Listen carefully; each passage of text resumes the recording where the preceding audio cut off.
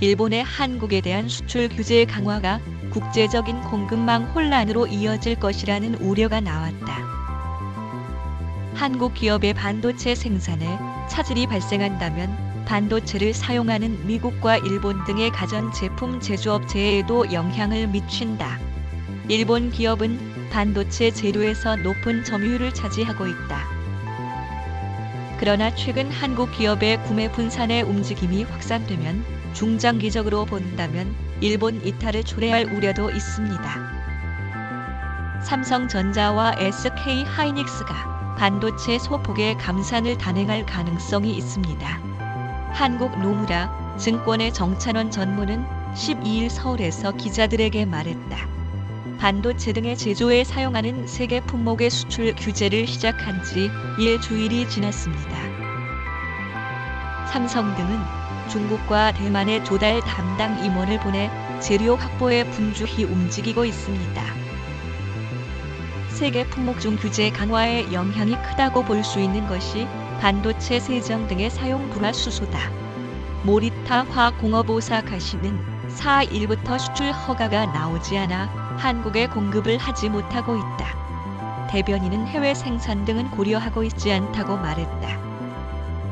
삼성 등 한국 기업은 스마트폰이나 PC 등 다양한 제품의 저장 장치에 사용할 메모리 반도체 시장에서 50에서 70%의 세계 시장 점유율을 가지고 있다. 공급에 문제가 지속된다면 스마트폰 등의 생산도 차질이 생길 수 있다. 일본의 반도체 제조업체에는 고객들이 떠날 위험이 있다. 실제로 중국 기업은 불화수소에 대한 투자를 급속히 확대 중이다. 20에서 21년에 완성 설비의 생산 능력은 중국에서만 18년 말 현재 세계 공급 능력의 90%에 필적하는 노무라 증권의 오카자키 시게키 리서치 애널리스트들은 지적한다.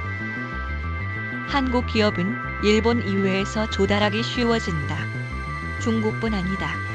12일자 한국신문 한겨레는 러시아 정부가 고순도의 불화수소의 제공을 제의했다고 보도했다. 과거 중국이 히토리오 수출 규제를 강화했을 때 일본 기업은 제3국의 개발을 강화하고 히토류를 절약하는 생산 방법을 개발하기도 했다. 화학업계에서 1993년에 스미토모 화학의 에힘에 공장에서 일어난 폭발 사고이다. 반도체 생산에 사용 수지의 공장에서 이 회사는 세계 시장 점유율 60%를 차지하고 있었지만 사고로 공급 불안이 발생.